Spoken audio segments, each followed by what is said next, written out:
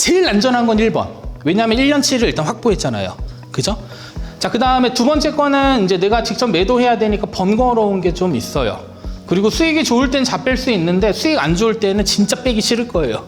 그렇다고 생활비를 그럼 절약을 할 수 있을까요, 그러면? 그 다음에 세 번째로는 매월 지급받는 배당금이 일정할까요? 일정하지 않을 수도 있다예요. 그래서 매월 지급받는 배당금의 일정 부분보다는 조금 낮게 인출을 설정하셔야지 돈이 빠져나오지.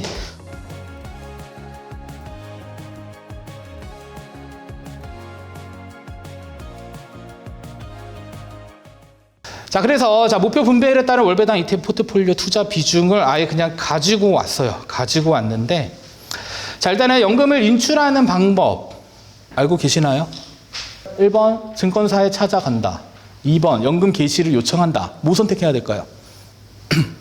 자, 보통 이제 막 임의식 막 이러면 헷갈려 해요. 근데 보통의 임의식이라 하더라도 연금 인출은 설정을 하셔야 됩니다. 나 1년 동안에 얼마를 빼겠습니다. 이거는 설정을 하셔야 돼요. 내가 10년, 20년, 30년 이런 것도 기간도 설정하셔야 되는데 중요한 건 그 기간들은 다 바꿀 수 있어요. 내가 만약에 20년 설정해 놓으면 무조건 나한테 20년 동안 주겠지 이게 아니라 내가 임의로 다 조정할 수 있기 때문에 일단은 연금 개시하시되 나는 조금 자유로운 인출을 하고 싶습니다. 이렇게 얘기하셔가지고 일단은 연금 개시를 하셔야 되겠고요. 자, 두 번째로는 1년 동안의 생활비는 보통 정해놔야 될까요? 아니면 무분별하게 빼다 쓰면 될까요? 무분별하게 빼다 쓰면 일찍 고갈될 위험들이 생기고요. 그리고 가끔 이제 연 1,500만 원 요 룰 있잖아요. 요거 연금소득세 과세 대상. 생각보다 연금 자산이 그렇게 많지 않은 상태에서 연 1,500만 원씩 빼다 쓰면 10년 안에 다 고갈돼요. 그죠? 그럼 10년 이후는 어떻게 하실 건데요? 라고 물으면 가만히 있으세요. 그러니까 회사 다닐 때 그 금액이 크지 않을 수는 있지만 실제로 만약에 1억 원의 자금을 연간 1,500만 원씩 빼면 몇 년 안에 끝나요? 10년도 안 걸리잖아요. 그죠? 그런 부분들이 있기 때문에 생각보다 1,500만 원이 생각보다 큰 금액이에요. 장기간 한 20년, 30년 이렇게 수령한다 그러면 실제로 가지고 있는 연금 자산이 최소 5억 이상은 돼야 돼요. 그때 이익과 결합돼서 그만큼의 자금들을 뺄 수 있는 거기 때문에 참고로 알고 계시면 되고. 자, 그래서 인출하는 방법은 일단 1월 1일자 기준으로 내가 목표로 하는 생활비 있죠. 생활비를 일단 다 확보하는 방안. 이 얘기는 뭐냐면요. 투자 포트폴리오들을 다 파는 거예요. 난 연간 1,500만 원이 필요해 이러면 1,500만 원어치 ETF를 매도를 한다든지 아니면 펀드를 매도를 한 다음에 어디에다 넣어요? 현금성 자산에 그냥 집어 넣어놓는 거예요. 그리고 나서 돈이 어디서 나오냐면 현금성 자산에서 나오는 겁니다. 기본적으로. 그래서 1월 1일자로 내가 1년 동안에 쓸 돈들은 미리 찾아놓고 현금성 자산에 넣어둔 다음에 필요할 때 매월 따박따박 통장에 꽂히게 만드는 방법이 하나 있어요. 어때 보이세요? 1번 편하다, 2번 번거롭다. 상당히 편한 방법이죠. 다만 이제 뭐가 안타까울까요? 항상 이제 그 양면성이 있어요. 주식시장이 막 미친 듯이 오를 때는 기분이 나쁠 거야. 에이, 그냥 두고 매월 뺐다 쓸 걸 막 이러면서. 자, 근데 주식시장이 막 떨어질 때는 또 어떨까요? 기분이 좋을 거예요.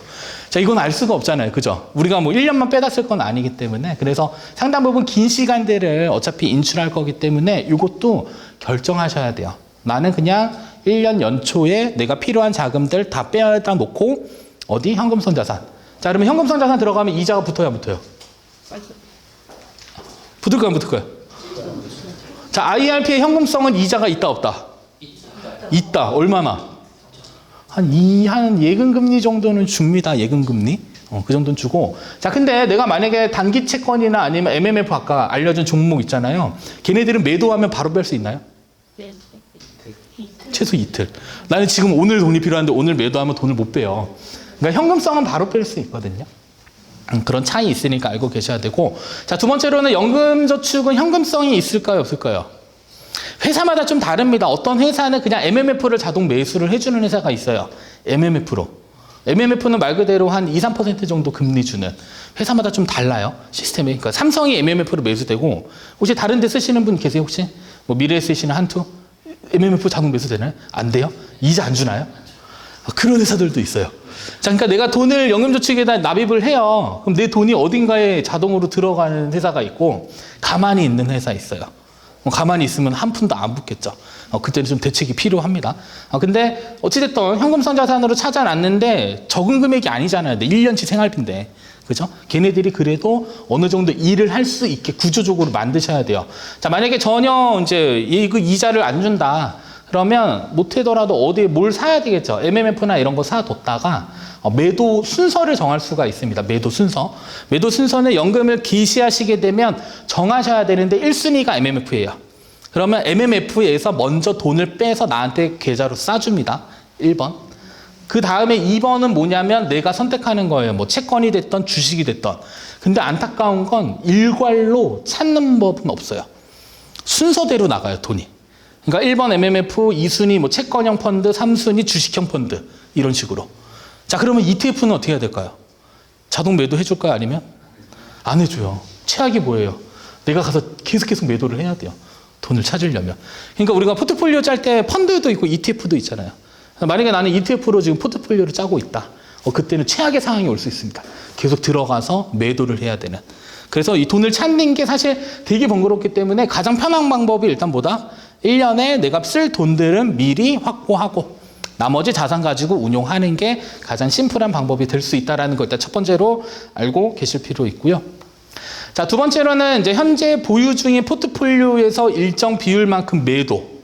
그리고 나서 현금성 자산을 확보하는 방안.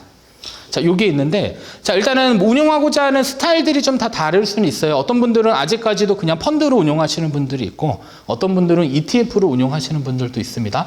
다만 이제 펀드들은 일괄 매도가 다 돼요. 그래서 자동으로 내가 인출 신청을 걸어 놓게 되면 알아서 팔아서 나한테 지급해주는 시스템이 다 돼 있습니다. 다만 뭐는 안 돼 있다? ETF는 안 돼 있어요. 그렇기 때문에 ETF로 내가 만약에 매월 자금들을 찾아 쓴다라고 한다면 내가 인출하기 최소 며칠 전, 이틀 전에는 매도를 하셔야지 내가 돈을 쓸 수 있는 거지. 생각보다 번거롭습니다. 주말이라도 껴봐요. 그죠?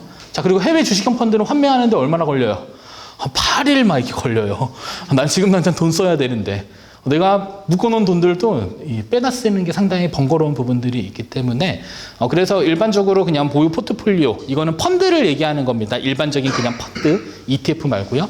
얘네들은 일정 비중만큼 매도해서 현금성 자산을 확보하는 이런 방안들이 있다는 것도 알고 계실 필요 있고요. 자, 다음 세 번째로는 이제 현재 보유 중인 이 포트폴리오에서 이제 매월 지급받는 배당금만큼 이렇게 현금성 자산을 확보하는 방안들. 자, 그러면 배당은 뭐로 들어오냐면 현금성으로 들어옵니다. 내가 다시 재투자하지 않는 한. 그래서 IRP에서 지급받는 배당금 그냥 현금으로 들어오고요.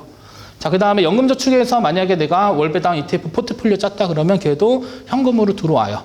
그리고 나서 그만큼의 자금을 빼다 쓰는 방법들도 있어요. 뭐가 조금 더 편해 보이세요? 1번. 자, 근데 제일 안전한 건 1번. 왜냐하면 1년치를 일단 확보했잖아요. 그죠? 자, 그 다음에 두 번째 거는 이제 내가 직접 매도해야 되니까 번거로운 게 좀 있어요.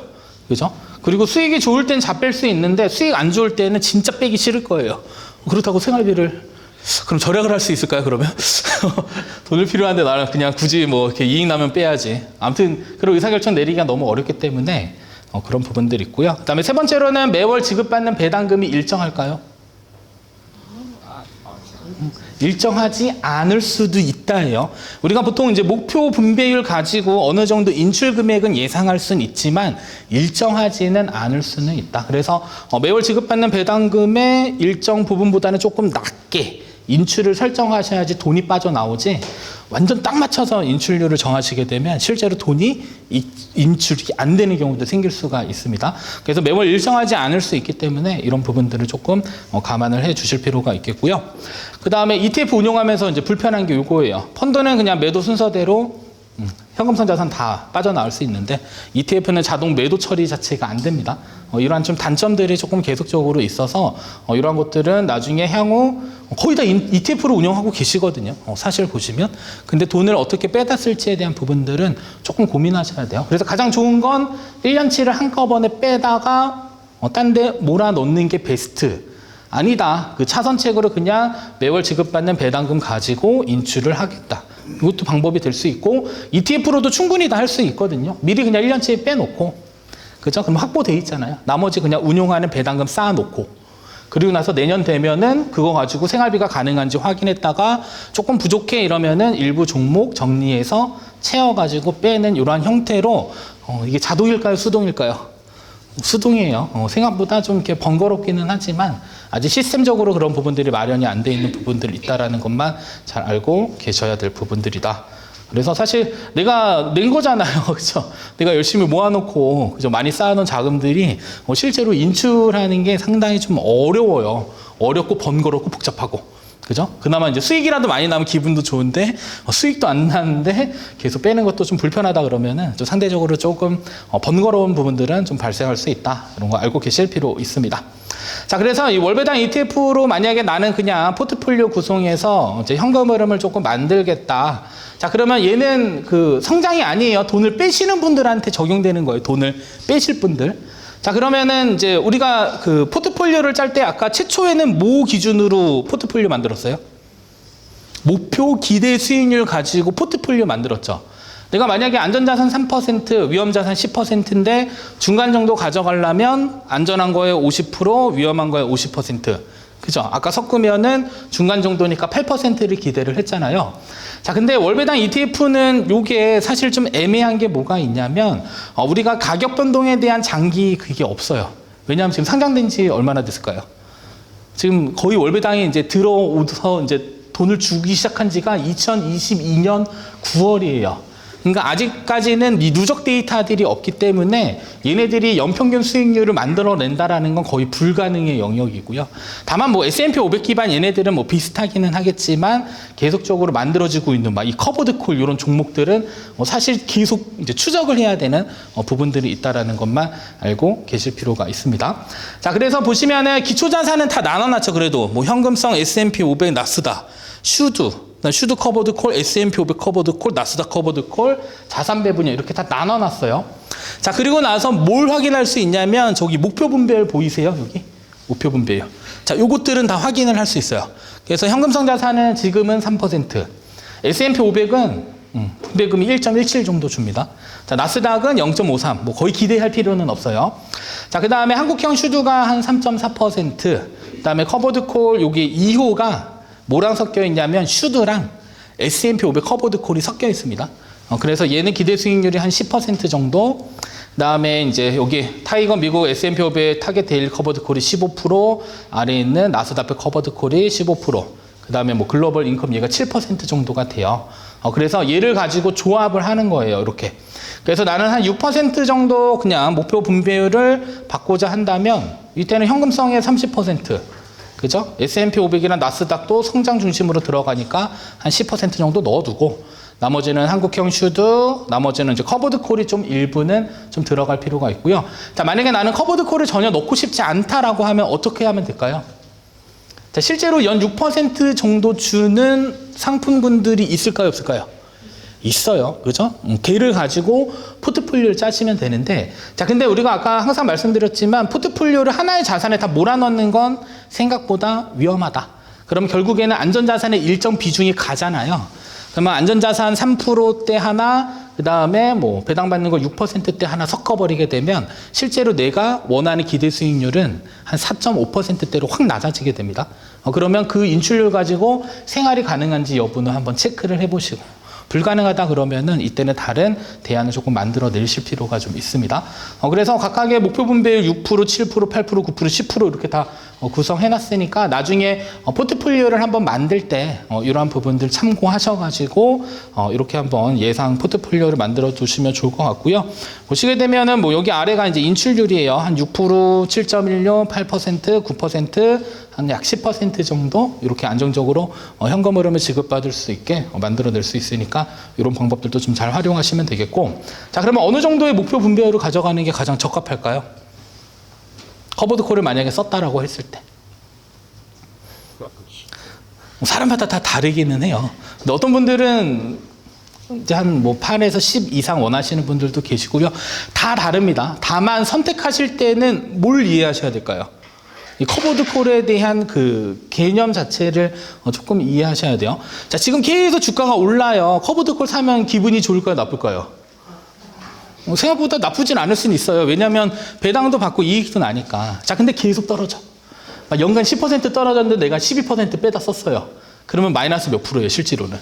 22% 나는 거예요. 그런 개념으로 생각하셔야 됩니다.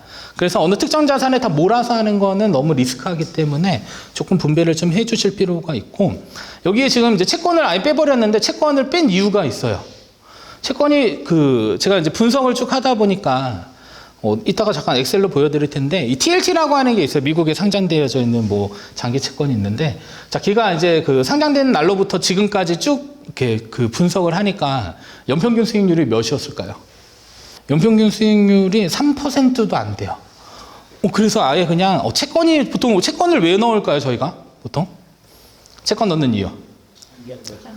안전자산? 자, 일단 포트폴리오에서의 채권은 뭐냐면 주식이 떨어졌을 때 상관기수가 낮다라고 표현하거든요. 그렇기 때문에 얘가 보완해주는 역할을 한다고 해서 넣어놨어요. 근데 채권 투자했었을 때도 수익률이 높았던 해를 보면 막 20% 이상의 그 해는 있는데, 장기적으로 보니까 그럴 거면 차라리 확정된 수익 3% 정도 안전하게 먹는 게 조금 더 낫겠다. 그리고 커버드콜 채권을 쓰게 되면 12%예요. 그러면 12%는 언제 빠지냐면 분배 락일날 계속 빠집니다. 그러니까 매월 내가 1%를 설정하게 되면 분배 락일날 내가 지급받는 배당금만큼은 그래도 빠져나와요. 그리고 나서 채권이 연간 12%가 오르면 빵이 돼요. 구조가 그렇게 됩니다. 그래서 변동성이 그리 크지 않은 형태에서의 커버드 콜들은 상대적으로 조금 원금을 회복되는데 좀 어려움이 좀 있지 않을까. 그렇게 조금 분석 결과가 나오긴 하더라고요. 물론 금리가 많이 높아져 있는 형태이다 보니까 금리가 인하되면 채권 가지고 수익은 많이 날 수는 있어요. 근데 그게 길게 가지는 않을 것 같아서, 그래서 포트폴리오를 조금 구성하실 때 채권에 대한 부분들은 보통은 우리가 뭐 리스크를 좀 해지할 목적으로 넣기는 하지만, 그것보다는 차라리 그냥 안전자산의 비중을 넣어두고 그냥 확실한 수익을 가져가는 게 조금 더 나은 대안이 될 수 있다라는 게, 제가 계속 분석하면서 채권을 맨날 넣었거든요. 그리고 나서 채권을 빼서 수익률을 계산해 보면 수익률이 완전히 개선이 돼요. 생각 외로. 그런 부분들이 있어서, 물론 뭐 지금은 시기적으로 뭐 채권에 투자해서 어느 정도 이익을 볼 수 있는 뭐 그런 타이밍이다라고는 얘기는 할 수는 있지만, 근데 그게 장기적으로 봤을 때는 그렇게 포트폴리오의 채권이 매력적이진 않을 수 있다. 그래서 걔를 대체한다 그러면 차라리 현금성 자산으로 대체해 놓고 안전하게 조금 가져가는 게 좋지 않을까, 이런 생각을 좀 해봤습니다. 자, 일단 여기까지가 일단 1부 강의가 마쳐졌고요. 잠깐 쉬었다가 이제 여러분들 궁금해 하시는 거랑 엑셀 파일은 잠깐 쉬었다 오시면 어떻게 구성되어져 있는지 잠깐 보여드릴게요.